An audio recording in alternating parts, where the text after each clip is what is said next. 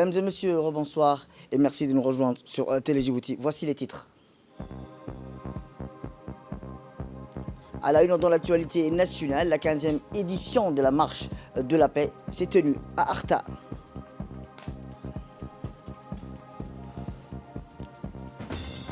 Et enfin, dans l'actualité internationale, en France, 3e dose de vaccin obligatoire et passe sanitaire renforcée. C'était les titres. Merci si vous nous rejoignez.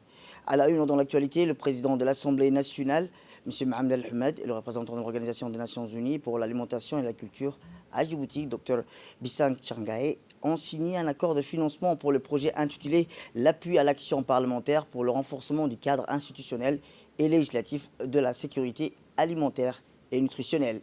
Le financement de ce projet intervient dans le cadre de la coopération technique et sera mis en œuvre sur une période de 2 ans. Il vise à renforcer les capacités des parlementaires en matière de lutte contre l'insécurité alimentaire, la nutritionnelle et par conséquent rendre opérationnelle l'alliance parlementaire créée l'année dernière. En effet, s'inspirant de nombreuses expériences similaires à travers le monde et plus précisément sur le continent africain, les parlements djiboutiens ont récemment décidé de créer une alliance parlementaire djiboutienne pour la sécurité alimentaire et la nutritionnelle, afin de porter et de construire un engagement politique pour le développement et l'application des mesures législatives porteuses contre la faim et la malnutrition. L'APD est également membre de l'Alliance parlementaire de l'Afrique de l'Est pour la sécurité alimentaire. Autre actualité nationale, je vous le disais dans le titre, la 15e édition de la randonnée pédestre d'Arta, ou Peace Walk, s'est tenue ce matin dans la région d'Arta.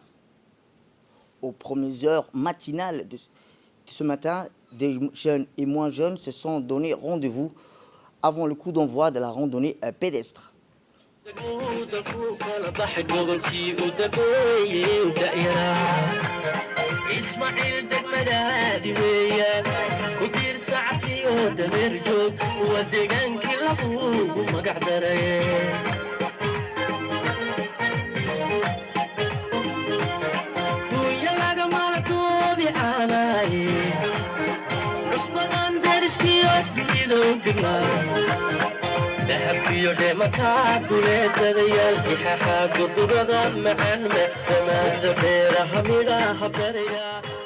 L'événement hautement symbolique a vu la participation des centaines d'habitués ou des novices, notant la présence de plusieurs membres du gouvernement, des parlementaires, des diplomates, des personnalités civiles, onusiennes, des hauts gradés militaires, parmi les simples anonymes réunis sur les hauteurs d'Arta.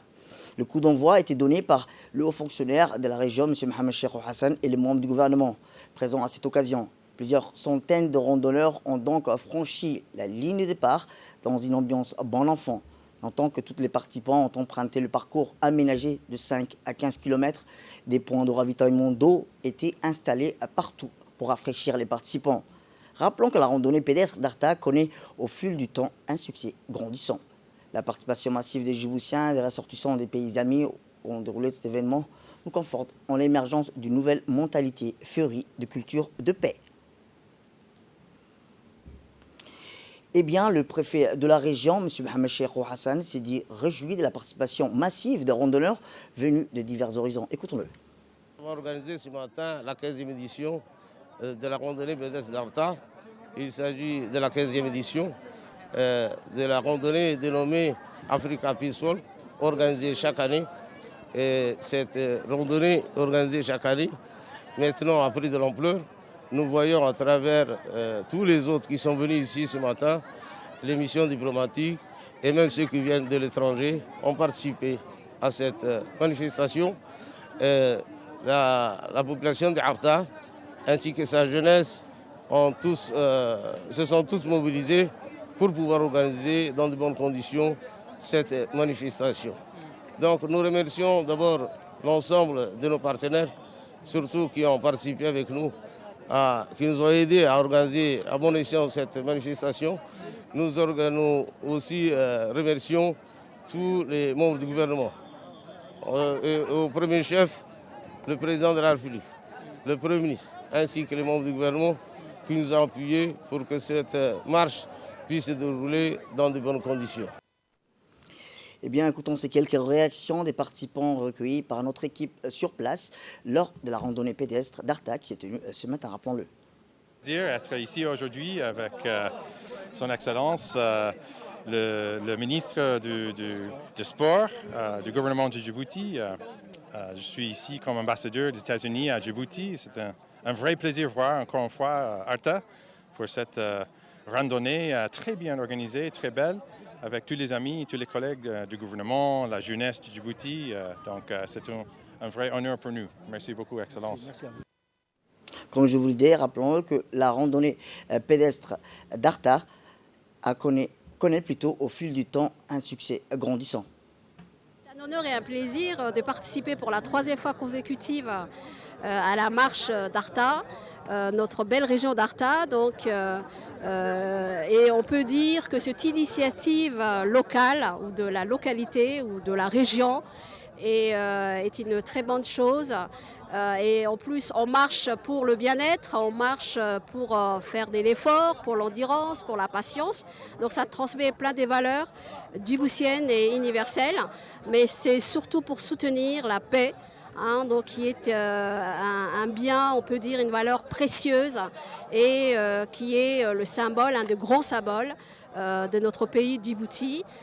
Donc nous marchons pour la paix. Donc vous voyez que le ministère de la Jeunesse et de la Culture a participé en force parce que la jeunesse est très présente et qu'il faut vraiment aussi l'inviter, l'inciter à faire du sport, à se dépenser physiquement tout en soutenant et en valorisant, on peut dire, donc, nos valeurs républicaines, donc l'unité, l'égalité et la paix. C'est la marche de la paix qui est initiée chaque année.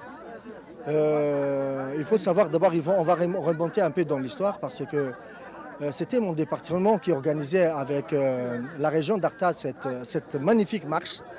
Aujourd'hui, avec le temps, on a laissé l'organisation à la région parce qu'on a vu qu'ils maîtrisent un peu l'organisation et surtout le savoir-faire. Donc, comme vous voyez, il y a tout le monde qui a participé, les organismes internationaux, il y a monsieur l'ambassadeur juste à côté de moi. Déjà, c'est un plaisir de se retrouver. Lorsqu'on dit marche, on dit la santé aussi. C'est une façon aussi de s'épanouir.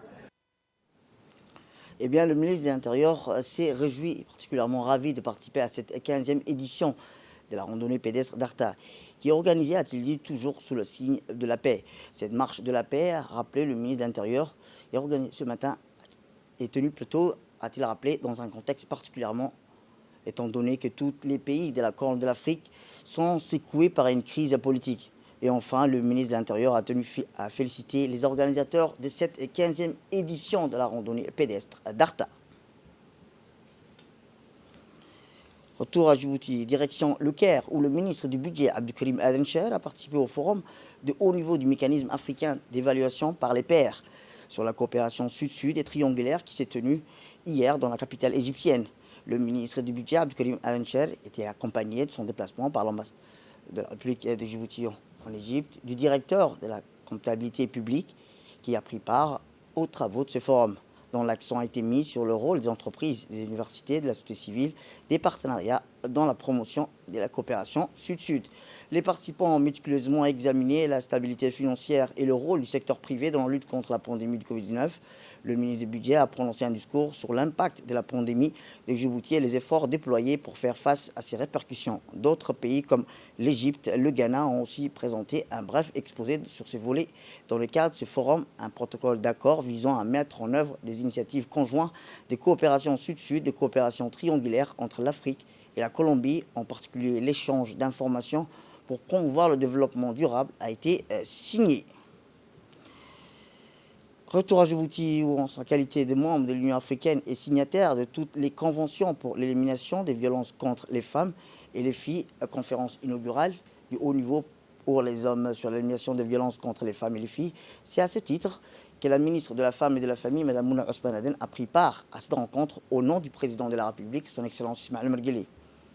Cette conférence inaugurale de haut niveau s'appuie sur plusieurs instruments mettant en exergue l'engagement de l'Union africaine visant à éliminer ces violences contre les femmes et les filles. Elle réunit les chefs d'État et les leaders de l'Union africaine dans divers domaines et les principales institutions en charge de la promotion et de l'égalité des genres, de l'autonomisation des femmes, le secteur privé ainsi que les leaders traditionnels, religieux et de la jeunesse y ont aussi pris part. L'objectif visé à travers ces assises était de définir les actions innovantes, constructives et coopératives par les hommes pour accélérer les efforts visant à éliminer toute forme de violence contre les femmes et les filles sur le continent africain. Eh bien, la République de Djibouti fait partie des pays soucieux de protéger la femme et de lui octroyer des instruments de son inclusion et de sa pleine citoyenneté. Violenter la femme, c'est toucher à sa dignité et freiner sa pleine participation au développement du pays.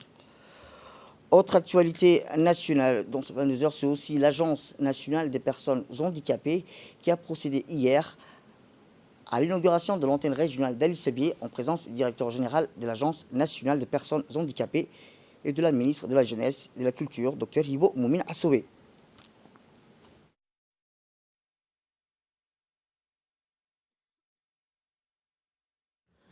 Les responsables de l'ANPH ont été reçus par le préfet de la région, Moussa Adel Migani.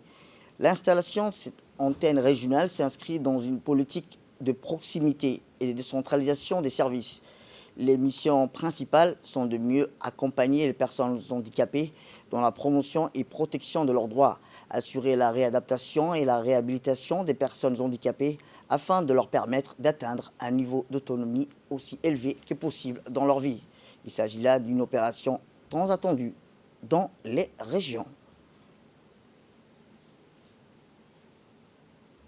Retour à Djibouti où dans le cadre de la réponse contre la Covid-19, le DMPA a reçu hier dans la matinée un lot d'équipements de protection individuelle pour maintenir l'élan dans la guerre contre le Covid-19 qui ravage le monde. Ce lot d'équipements donné par l'Agence régionale de facilitation du commerce d'Afrique de l'Est de l'IGAD, Union européenne, est composé de masques réutilisables, désinfectants pour les mains, des points de lavage des mains, un spray désinfectant, un thermomètre infrarouge, des bottes de sécurité réutilisables et une protection complète pour les agents de santé de première ligne, des masques N95 et des écrans facieux.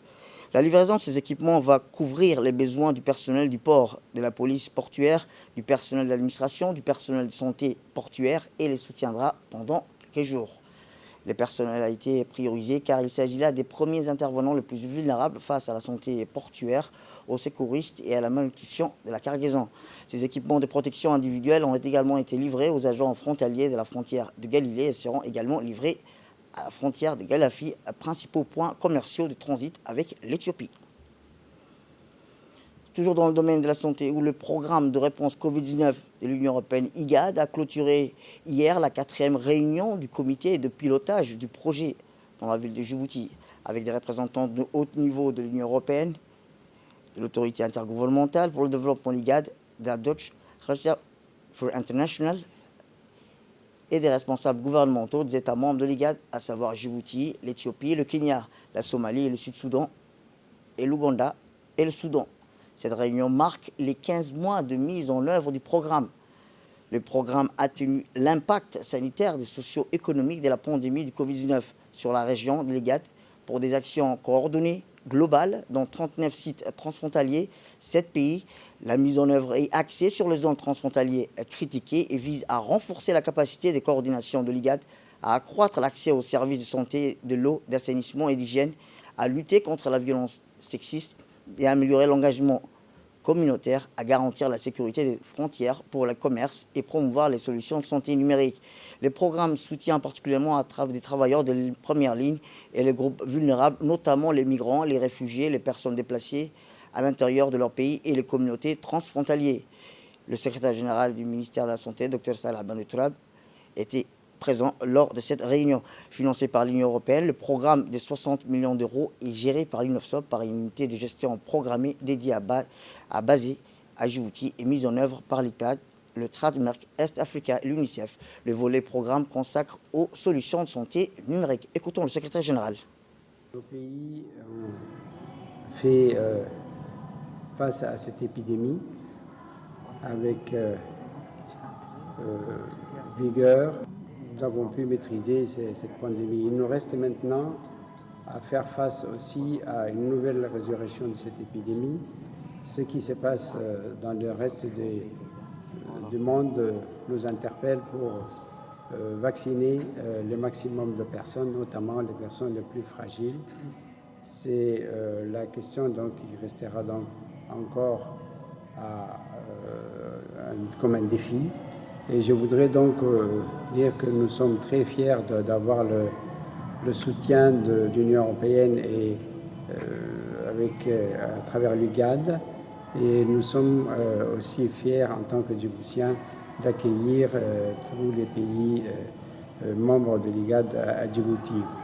Je voudrais donc dire merci à tous les délégués des pays qui sont venus de l'extérieur, les représentants de l'UGAD à Djibouti et dans les autres pays.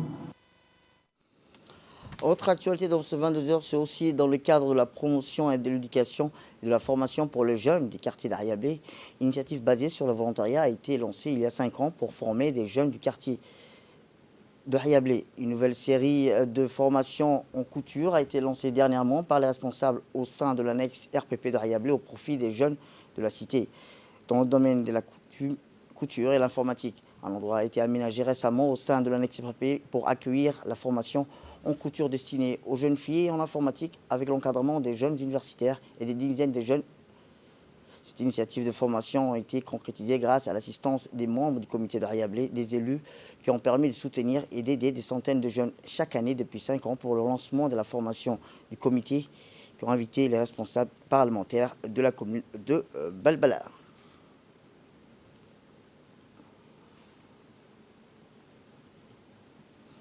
Direction le Nord, en collaboration avec le collège de Tadjoura. Il s'agit là entre autres du concours de dessin à laquelle ont participé les collégiens, une pièce de théâtre sur le décrochage scolaire par les clubs de théâtre collège, des séances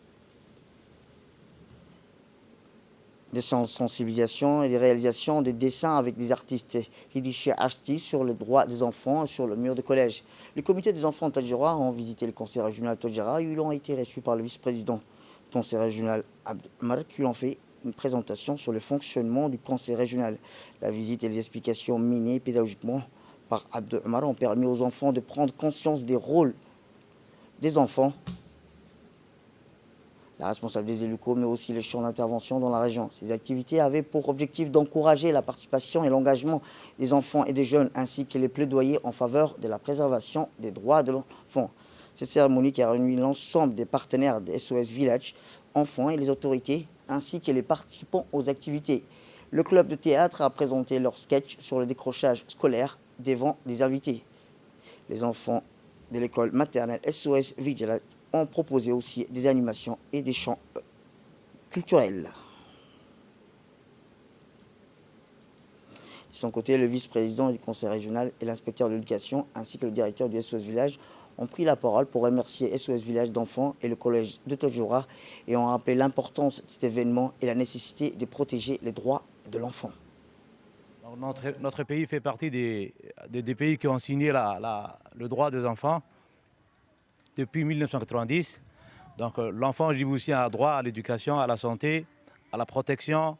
Donc tous ceux-ci sont respectés ici à Djibouti.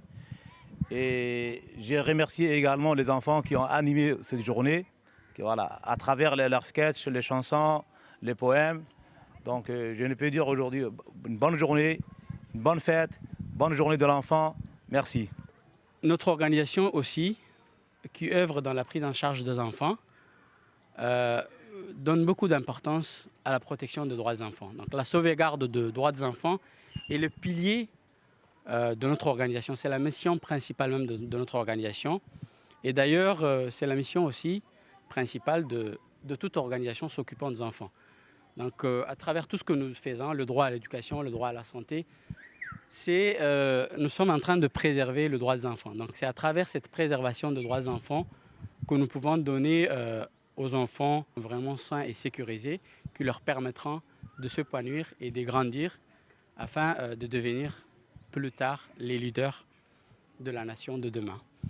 Donc le droit des enfants, ce n'est pas seulement à l'occasion de la Semaine internationale des enfants, c'est tout le temps, c'est une mission quotidienne. Donc nous allons tous travailler ensemble, donc au plaisir de pouvoir continuer à travailler ensemble. Et dans l'actualité internationale, je vous le dis dans le titre, le ministre de la Santé français Olivier Véran a annoncé hier que le rappel vaccinal anti-Covid sera ouvert dès samedi à tous les adultes de plus de 18 ans en France dès 5 mois après le deuxième dose. En pratique, cela concerne les 25 millions de Français dont 6 millions ont déjà reçu le rappel. Il reste donc 19 millions de Français à date qui deviennent éligibles au rappel des vaccinations et que nous rappelons, a-t-il dit le ministre, à se faire vacciner dans les 2 prochains mois, a précisé le ministre français de la Santé. C'est la fin de cette édition. Merci à vous de nous avoir suivis. Restez avec nous pour la suite de nos programmes télévisés et bon week-end à vous.